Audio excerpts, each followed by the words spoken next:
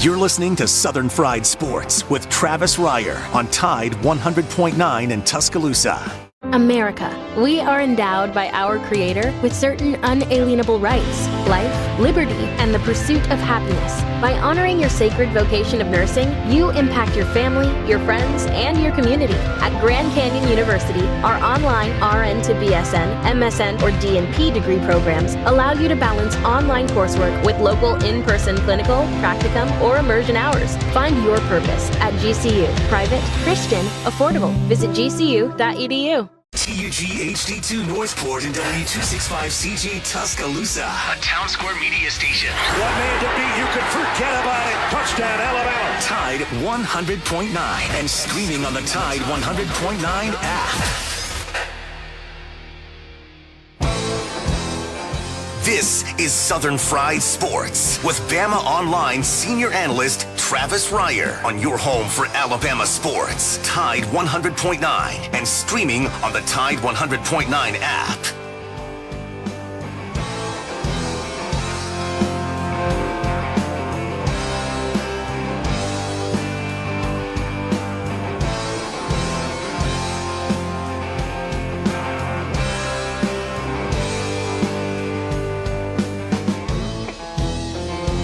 If I make it through this year, I think I'm gonna put this bottle down.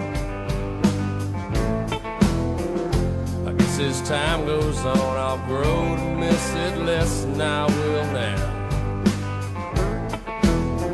And I think I'm gonna tell her that I'm gonna go away for a while, till I can get this demon out.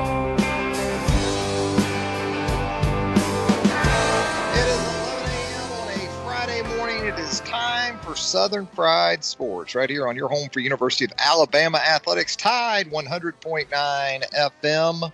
Travis Reier, your trusty, if not talented host of the program, with you 11 a.m. until noon. The show, as always, brought to you by Peterbrook Chocolatier, 1530 McFarland Boulevard North in the Indian Hills section of Tuscaloosa. They've got those decorative July 4th themed treats for you right now at Peterbrook Chocolatier. They've got the chocolate covered popcorn right now with a white chocolate covering and then some red and blue festive drizzle there along the top of that chocolate popcorn. July the 4th chocolate popcorn, among other items, waiting for you at Peterbrook Chocolatier, 1530 McFarland Boulevard North. Joined on the program by the executive producer of Southern Fried Sports, Jacob Harrison, and together we combine to form the 60-minute band of Sports Talk Radio. What about it, Jacob? You ready? Do you have any fireworks that you've maybe amassed here in advance of Sunday's big pyrotechnic holiday? Will you set off maybe some mortars, maybe some bottle rockets? Do you have an arsenal, so to speak, of fireworks? I live in the middle of the city, so I'm technically not supposed to be doing any of that. Yeah. Cover your ears, Walt Maddox. The kids right aren't now. big fans of fireworks anyway, so it'd probably be pretty quiet. Yeah, there you go. There you go. Big grilling weekend coming up. I think we've talked about this in the past too, Jacob. Your sort of go-tos for that 4th of July cookout. Are you a burger guy, a burger and dogs? Maybe throw some sausages on that grill? Where do you sit on that topic, Jacob? I'm a burger guy, but a hot dog straight off the grill is one of the best things in the world. So it's going to be both. Here's the conundrum with what you just said, and I don't disagree at all. A charcoal grilled hot dog especially. And the thing about hot dogs that really pisses me off is that a lot of folks, a lot of so-called grill masters, they pay no respect to the hot dog, right? It's an afterthought. The burgers, they get all the love and they go on first and they're cooked extremely delicately and with great attention and temperature, medium well. I don't get people, by the way, who take their burgers medium rare. I mean, that doesn't work with a bun for me, but hey, you do you. But then once the burgers come off, it's like, just dump the hot dogs on there for a minute or so. They're already pretty much cooked. No. You got to properly grill the dogs. You want them to have that snap, right, Jacob? When you bite into them, even with all the condiments on top, what do you like? You like that little pop, right? When you bite into that dog? Exactly. You got to put some effort into this thing. I get so upset about things like hot dogs, things like coleslaw and barbecue and seafood restaurants when it's just a throwaway item, when really it's a character defect in a barbecue restaurant and a seafood restaurant. If you don't pay attention to the coleslaw, and also any restaurant in the South that serves up lackluster cornbread, that should be like on the health inspection, that you should get a failing grade. Like the health inspector, when they come into a restaurant like a Meat and Three in the South, it should be on the checklist cornbread. And if the cornbread isn't good, they should be able to shut you down immediately without any question. That's it. We got a lot of things to get into on this Friday. The final Friday, the final edition of Southern Fried Sports. 5 years to be exact. Figured that was a nice, clean number to put a bow on Southern Fried Sports. It's certainly been a lot of fun here on Tide 100.9 FM, and so many people to thank for helping to make it happen. Chicago Joe Gaither. We've had a couple of Jameses that have worked on the program. James Ludman has appeared from time to time on the program, helped out on the program. James Hardy, Josh the intern, now working with the Jay Barker Show, was a big part of the program. Tommy Paradise has worked with us, countless interns, I'm sure. And of course, most recently, currently, Jacob Harrison. And Jacob, I'm very thrilled for you that starting Monday at 11 a.m., we're going to have Off the Edge with Jacob Harrison in this very time spot. Congratulations, Jacob. I appreciate it. And, it's a lot to live up to because I think that Southern Fried Sports is one of the most entertaining shows we have, so I'll do my best. Well, look, Southern Fried Sports has never been like any other show. So that, not that you're asking, but my only words of advice would be do your show and it'll take care of itself. But I'm very, very happy for Jacob, having been around this genre, this business for right at 30 years now. It's tough. And so when I made the decision to move along, my hope was, not that anybody asked me and not that I really provided any input, was that there would be something new and fresh in this time spot. And it looks like that's what Joe Gaither and the Brain Trust with Town Square Media has decided upon. And I'm very, very happy about that, especially happy for Jacob. Poor guy sat around for months thinking, is he ever just going to move on? Is he ever going to move on? But here we go. Very happy for Jacob because, again, tough business, man. Tough business. I know Jacob's going to do a great job for everyone starting next week. 205-342-9904. That is the Peterbrook Chocolatier studio line. We will talk with Charlie Potter coming up in our very next segment. That's been a staple of the program throughout the years. Look forward to talking with Charlie. And, of course, who else would we have to put a wrap on Southern Fried Sports but Pops? Pops, I understand, on the heels of all this name, image, and likeness stuff on the collegiate level, I think Pops has some multimedia stuff coming up. So if you're a fan of Pops here on the program, and that's probably the segment I've gotten the most feedback about, not probably, it has been. People just have soaked up Pops throughout the years. We're still going to have Pops available to you on some different platforms moving forward. So we'll look to continue that with Pops in some form or fashion. We'll have to ask him if he's actually going to get a Twitter account now. Does Pops venture into social media? Pops also, as we told you earlier in the week and alluded to at the end of yesterday's program, Pops coming off a bit of a road rage incident last weekend. We'll ask him about that. We'll see if he has any comment on it. He may not have any comment on that situation, but we'll certainly touch on that with him as well. And look, we'll talk about some sports while we're at it.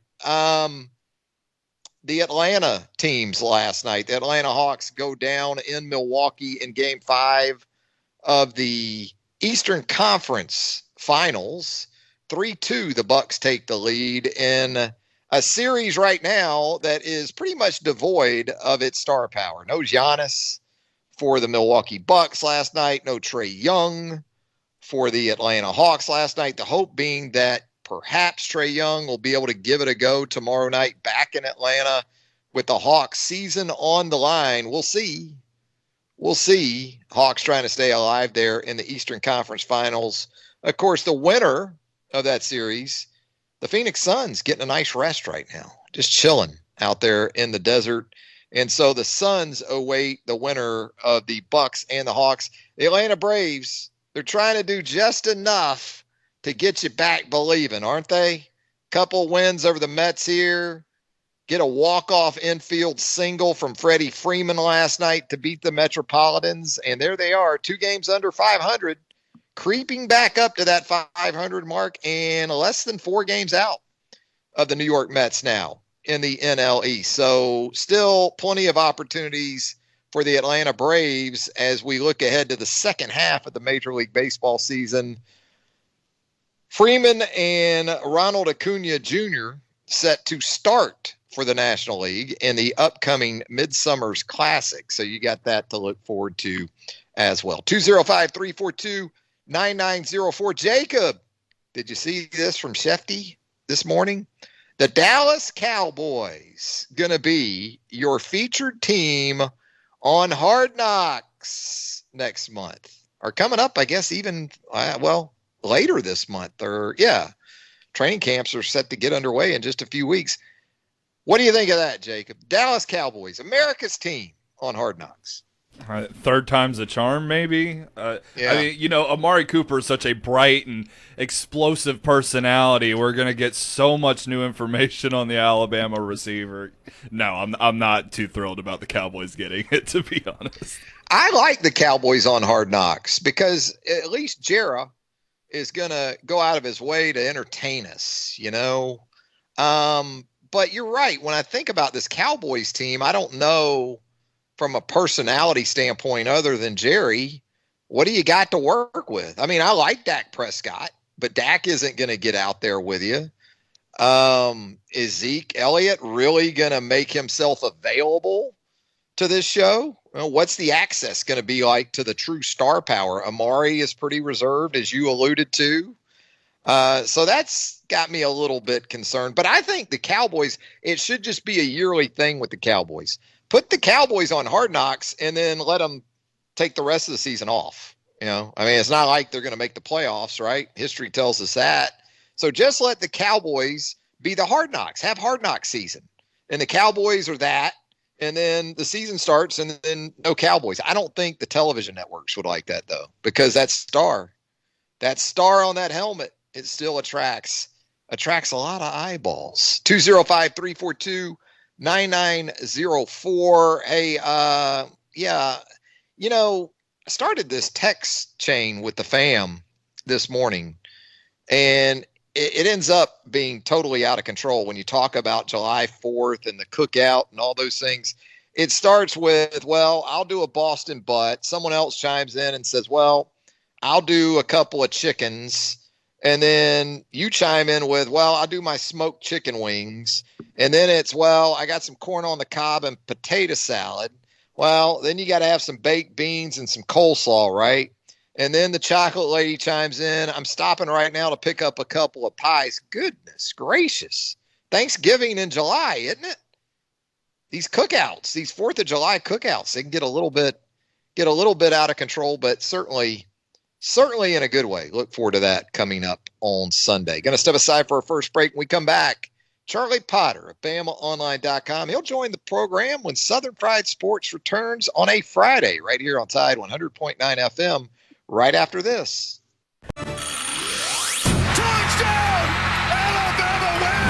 The Alabama Football Countdown Clock is driven by Crawford Insurance, Tuscaloosa's low-cost auto insurer. Call 752-6489 for a free quote today. Roll Tide! Roll Tide! There are 64 days until Alabama football. Dominate! Tide 100.9 Tuscaloosa weather. Mostly cloudy with occasional showers and thunderstorms this afternoon. The high today around 80. For tonight, rain ending this evening, then clearing late tonight, the low 63. And a beautiful day tomorrow, a good supply of sunshine and not as humid, the high 86. I'm James Spann on the ADC 3340 Weather Center on Tide 100.9. It's 79 degrees in Tuscaloosa. Tide 100.9. For more coverage of Alabama football, visit us at Tide100.9.com or download the free Tide 100.9 app. The Crimson Tide will not be denied.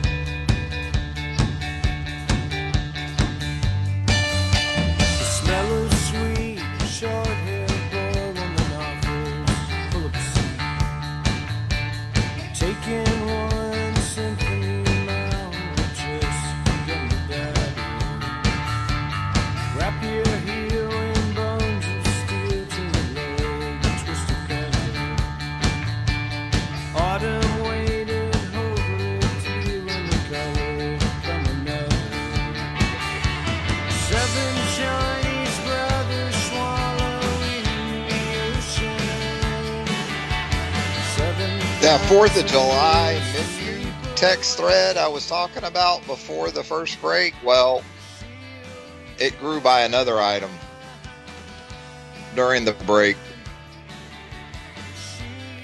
I don't know exactly what fresh Whiteacre peas are, but I like peas. And I'm not complaining, by the way. But you can add that to the 4th of July cookout list now. We got about 6-7 sides and counting. I don't think you really need that many when you do a smoked Boston butt and some smoked chicken wings, but I'll probably end up sampling each and every one of those. It's that time on Friday when we like to head to the Peterbrook Chocolatier studio line at 205-342-9904. Check in with my colleague there at BamaOnline.com. Mr. Charlie Potter, who is doing the Lord's work in recent days. Charlie Potter there at BOL has instituted the NIL tracker. Thank you so much for that, Charlie. Yeah, I don't mind doing it. So far, it's been kind of meh, which, I mean, you know, I don't think I just expected, you know, a bunch of crazy deals or anything like that, but from an Alabama standpoint, it's been kind of quiet, and I'm sure, you know, maybe it'll ramp up, you know, in coming weeks or whatever. But it's just been some minor things, guys doing things with online gaming, which is smart because I know a lot of guys in their free time, that's what they do. They play video games.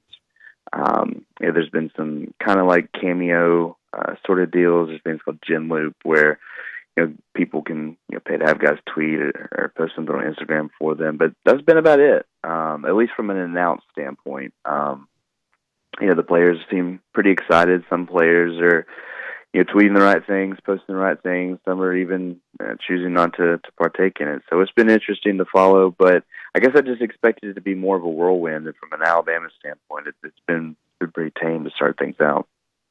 You wonder if a lot of companies, more of the bigger companies out there, brand names, we're going to take a wait and see approach, see how it kind of gets going, see if competition really dives in head first, see what the strategy and approach is going to be for, you know, those type of name institutions in our country when it comes to certain brands, because we haven't seen a lot of them dive into this just yet, have we?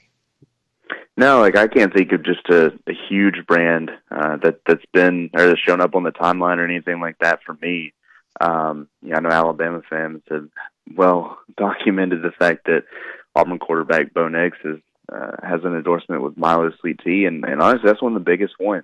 You know, we've seen D'Eriq King, the quarterback at Miami, you know, get a nice paycheck from a moving company, but that's not a national brand or anything like that. So yeah, I agree. I think a lot of companies are probably going to take a not necessarily weary, but they're going to take their time with this and, try to get everything right and see how things go. But, yeah, I mean, we haven't seen, McDonald's or Coca-Cola or anything like that.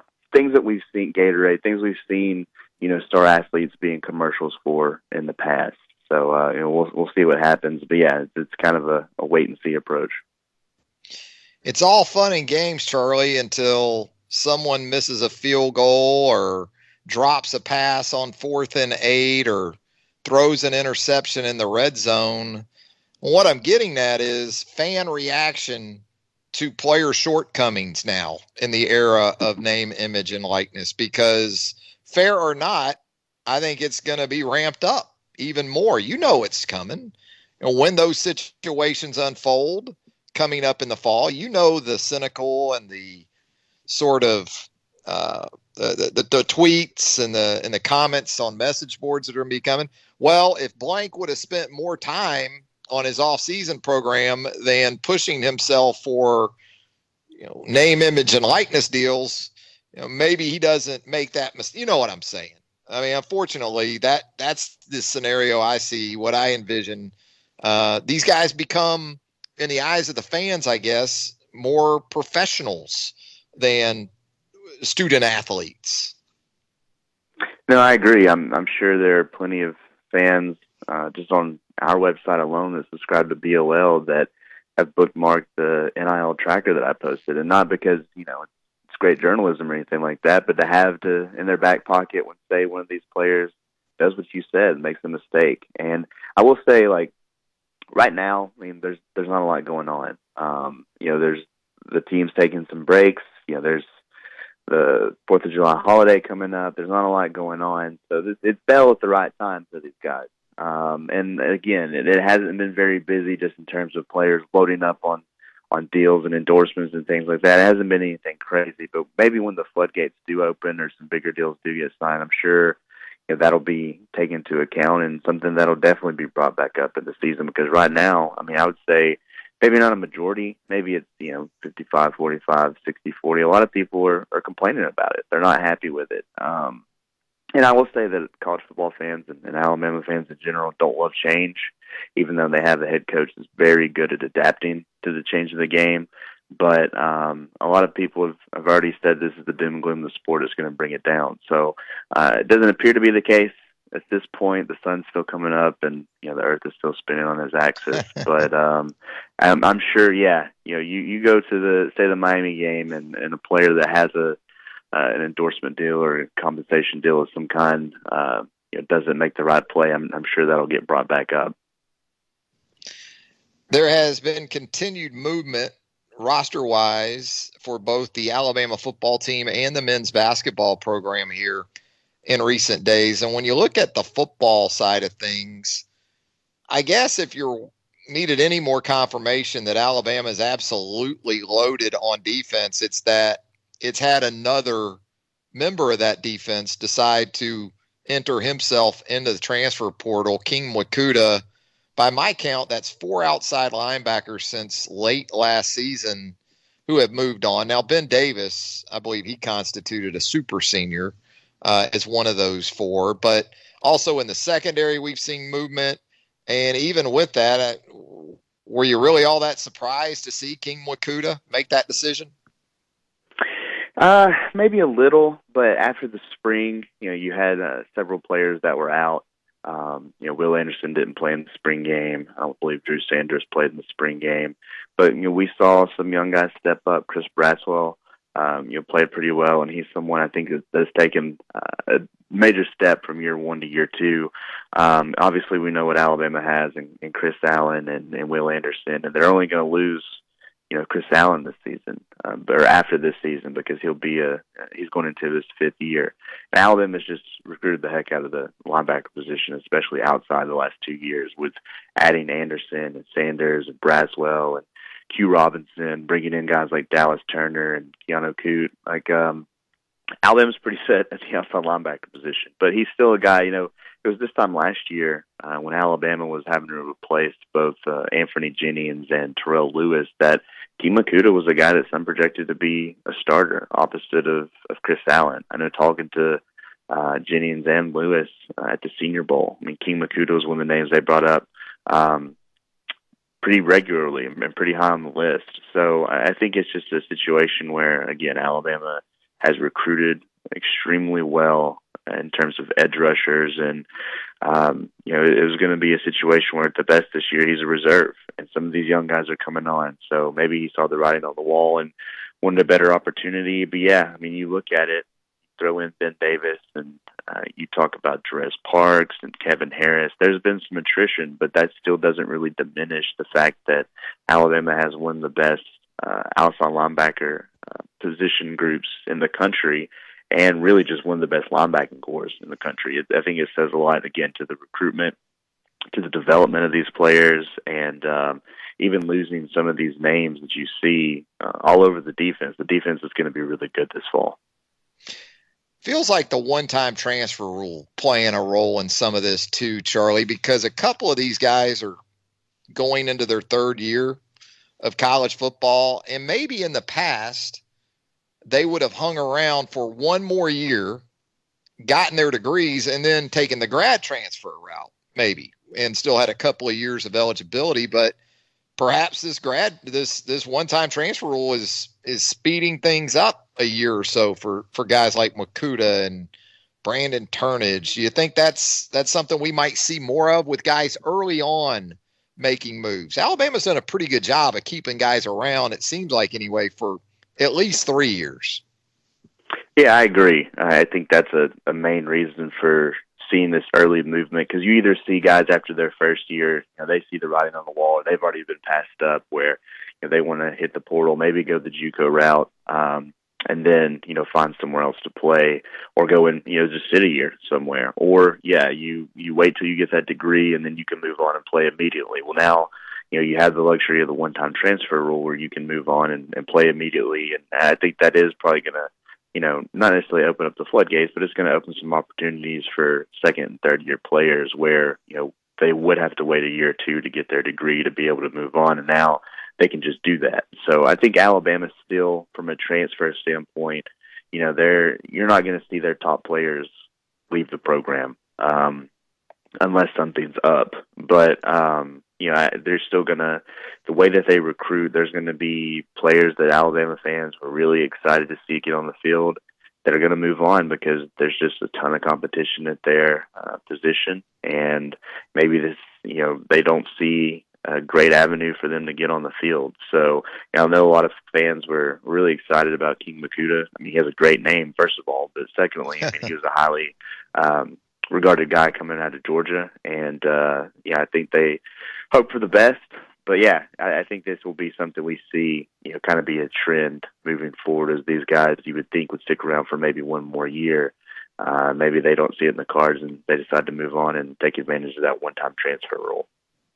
Earlier in the week, you and I on the Bama Online podcast talked about the sense we were getting that with every workout or every NBA draft process opportunity, Josh Primo was advancing himself in a way in which a first-round selection was likely. A few days later, we learned that Josh Primo was, in fact, staying in the NBA draft for the 2021 cycle. I don't think that came as a surprise to either of us. But the Jaden Shackelford news, I guess that had been brewing perhaps. But with what he has been able to do in his first 2 years in the program, the sense of level of surprise with him in not only staying in, but also making himself available to the transfer portal. Yeah, it was a surprise. I think it might have been something that was generating some buzz over the last few days, but still just the fact that you start hearing that, you kind of scratch your head a little bit because Jaden Shackelford's played, I believe, in every game that he's been healthy for, and he hasn't really had any injury issues. And he started every game last season but one, and that was the senior day game when all the seniors were in the starting lineup, and Jaden Shackelford certainly played a big role in that. So, he's the guy that, he's coming off of a season where he was Alabama's leading scorer. I didn't think even when he put his name in the draft, I didn't think he was going to be a guy that necessarily kept it in there, just because he's not a bigger guard. He doesn't have the length that a lot of NBA teams are attracted to, and as an Orlando Magic fan, I can attest that you're very attracted to long wingspan and long players. But he's a guy that I thought could benefit from getting feedback from the NBA, and I think that I envisioned him coming back to college, but I didn't really think it would be in a different uniform. But that kind of sounds like that's the way it's going. But college basketball, I mean, it's a lot different than football. And, it could be a situation where he wants to be closer to home. He's from California. I know his dad plays a big role in his life and his decision-making, so that could be a family decision there. But, I think, it opens up some opportunities with Alabama for some other guys to get playing time. I mean, we talked about it with Josh Primo. Keon Ellis is going to play a bigger role this season, and he's a guy that I think played better and better as last season went on. You bring in guys like a Namari Burnett. He could see his minutes soar now with Jaden Shackelford leaving. You're going to have plenty of Javon Quinterly and J.D. Davis in there, and I think you feel good about those four. Would you have liked to have your leading scorer back and a guy that's been kind of a leader on your team? Of course. But, that opens up a spot on Alabama's roster. Maybe they go out and look for a transfer or a guy that's reclassifying to add to this roster. And I know Alabama fans are eager to see what that is, but it's never easy losing your leading scorer and now having to replace your entire starting lineup from the team that made it to Sweet 16. So surprising that Shackelford did what he did, but with Primo, like we talked about, I mean, that just seemed to be the writing on the wall there. And I think he's a guy that could be a late first-round pick and hopefully go to a good team like he wants.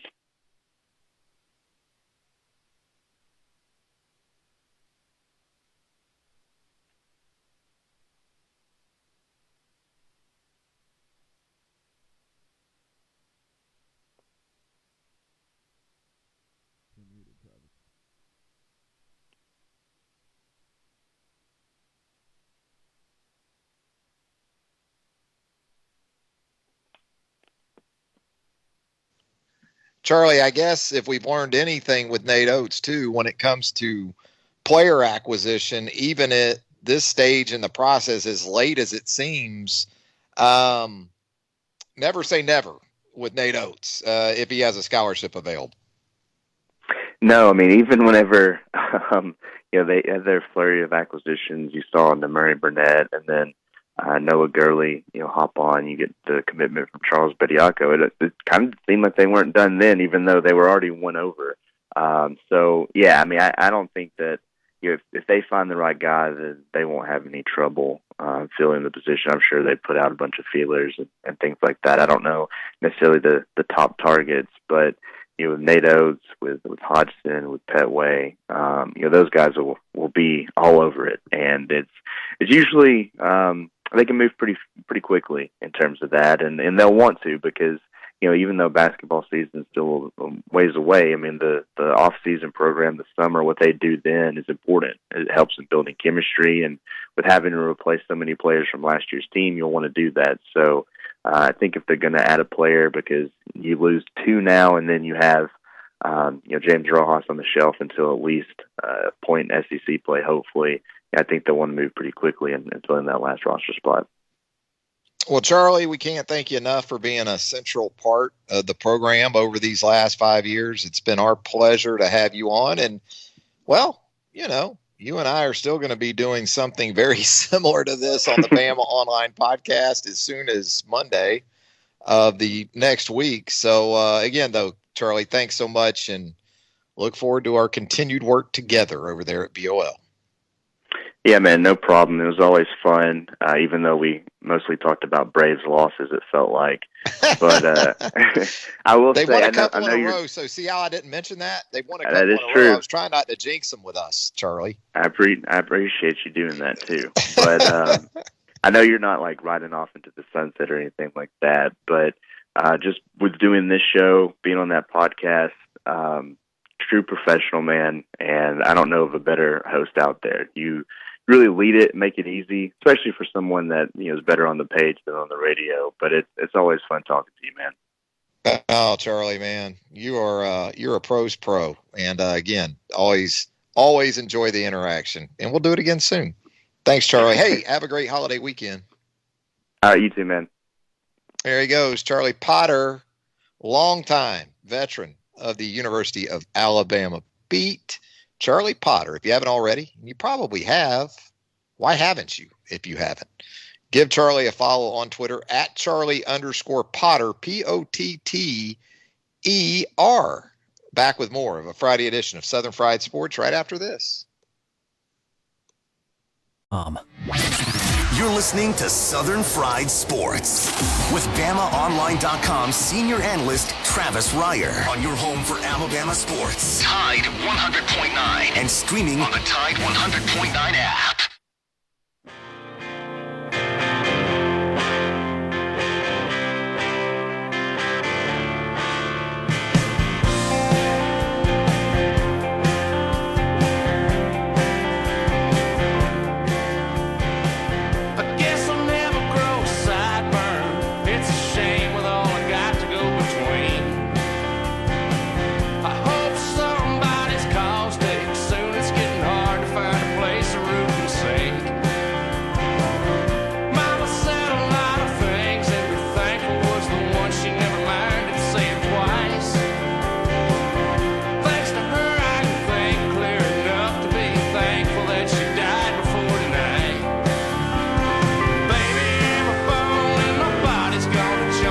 With more of a Friday edition of Southern Fried Sports right here on Tide 100.9 FM. Do some drive-by truckers would be a part of the SFS Out playlist. Let's head to the Peterbrook Chocolatier studio line right now.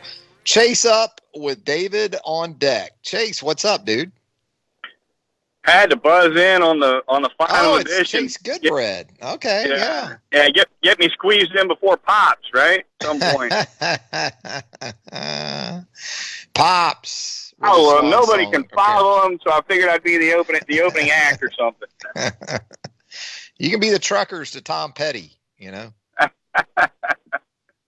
There you go. So you left, I know, a couple of outstanding radio shows in your career wake, right? One or two in Jacksonville and now in Tuscaloosa. But just wanted to buzz in and let you know it's been the finest sports radio show in Tuscaloosa for 5 years, and I'll miss it for sure.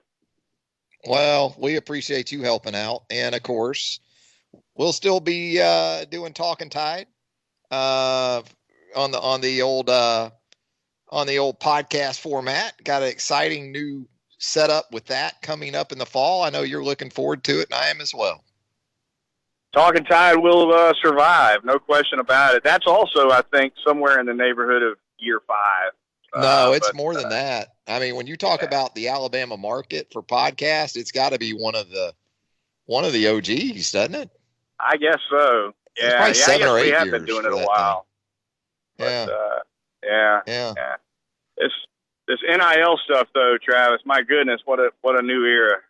And I loved the angle you took with it. If you haven't seen it or read it yet, Chase did a great piece at NFL.com on how this NIL could help keep some guys, some student athletes, gals, in college. If they're able to capitalize on their name, image, and likeness to an extent where perhaps if they're a mid-round type selection, they say, look, I can stay in school and be okay financially, it sounded like, Chase.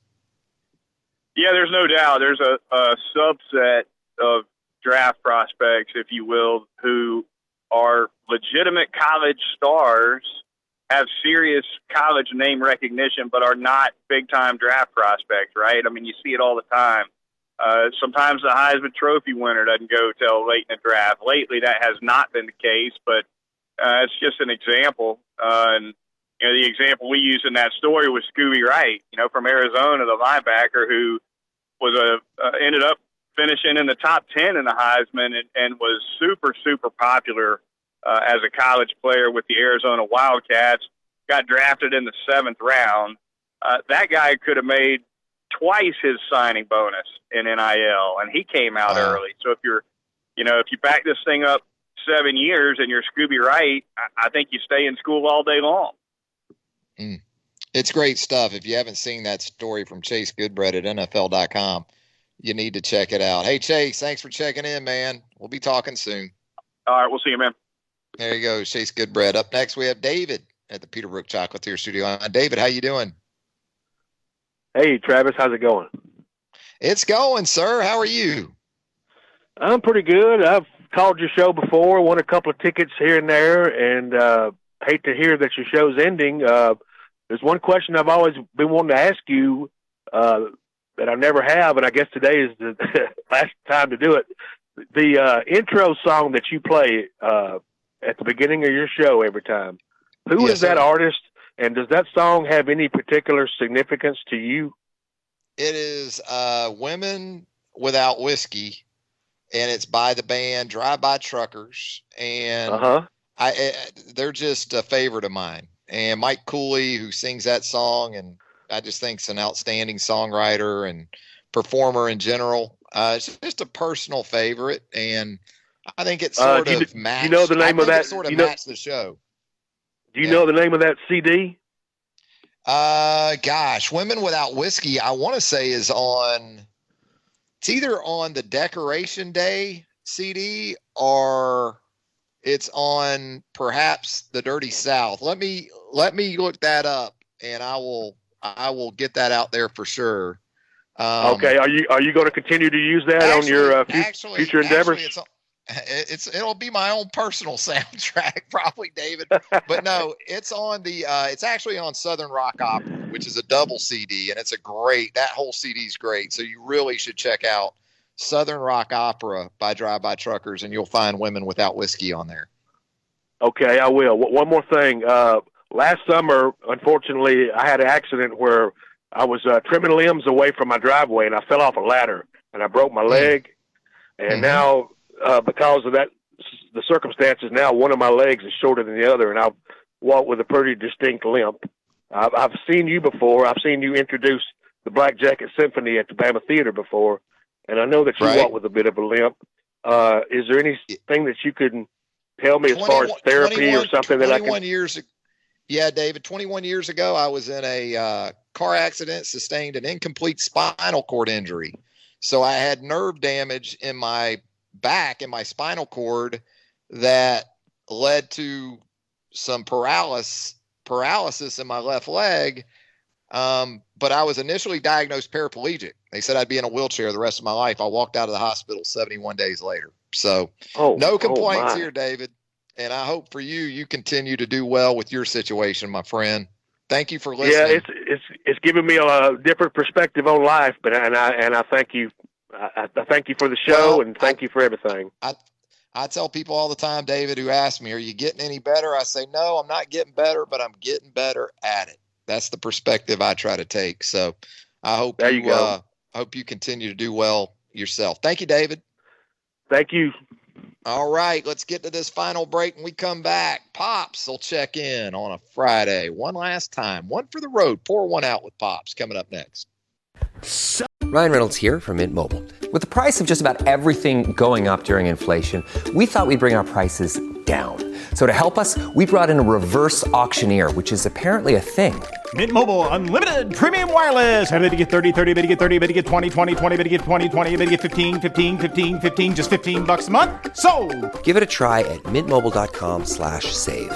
$45 upfront payment equivalent to $15 per month. New customers on first 3-month plan only. Taxes and fees extra. Speed slower above 40 gigabytes. See detail. Tide 100.9 Tuscaloosa weather. Mostly cloudy with occasional showers and thunderstorms this afternoon. The high today around 80. For tonight, rain ending this evening, then clearing late tonight, the low 63. And a beautiful day tomorrow, a good supply of sunshine and not as humid, the high 86. I'm James Spann on the ADC 3340 Weather Center on Tide 100.9. It's 80 degrees in Tuscaloosa. The flagship station for Alabama Crimson Tide football. Alabama touchdown. Only on Tide 100.9 and streaming on the Tide 100.9 app.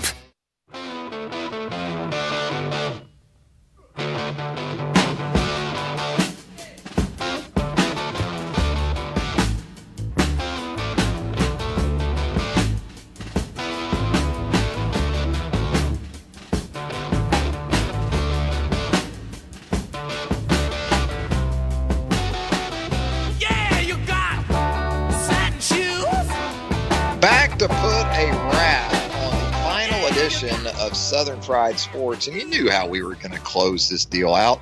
We weren't going to leave you Soprano style, you know. There was no imagination needed to see how this one was going to go down. Of course, it was going to involve Pops, and of course, Pops was going to come on with his guys, the Rolling Stones, serving as the soundtrack. It had to be that way, right, Pops? Yes, it did. It couldn't be any better. Do you have any closing remarks on Southern Fried Sports that you would like to leave your tens of thousands of fans with? Because, Pops, one thing over these 5 years that I've been asked about the most is Pops. People ask me, is he real? Is Pops real?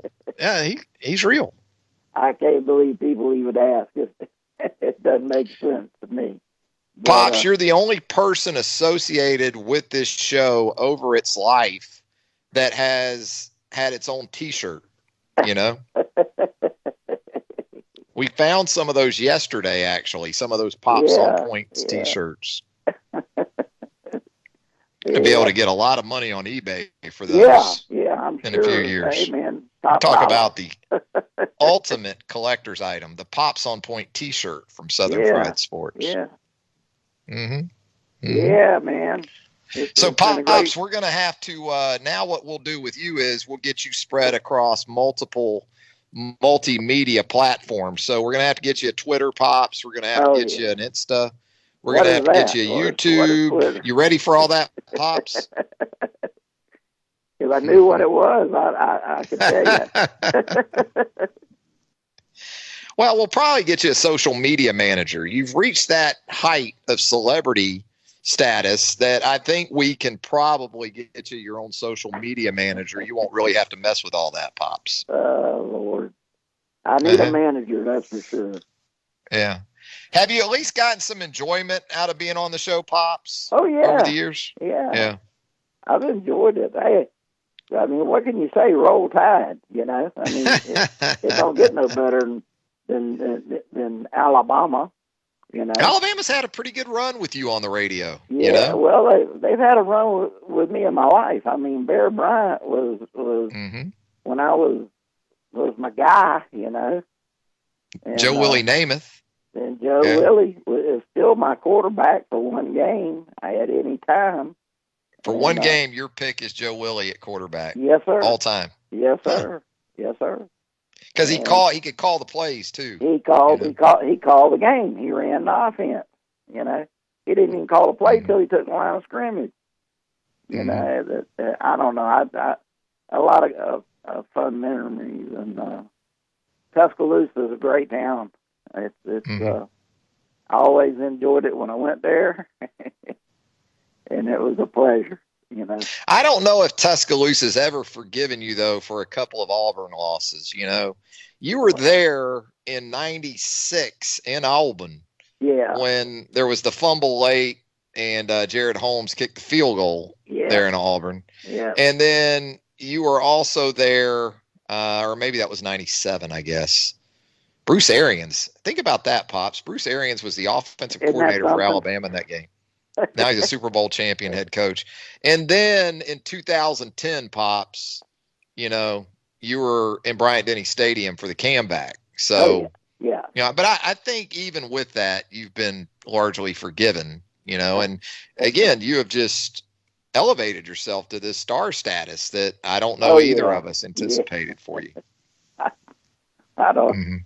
Again, I don't understand any of that, but it's been fun, you know. I love sports. I've always liked sports, and I've had my special teams, and they've carried. I hang on to them, you know. But you won't come out of Florida Gator home game retirement for Alabama in September when they make the trip to Gainesville. You won't come out of retirement for that and go down there.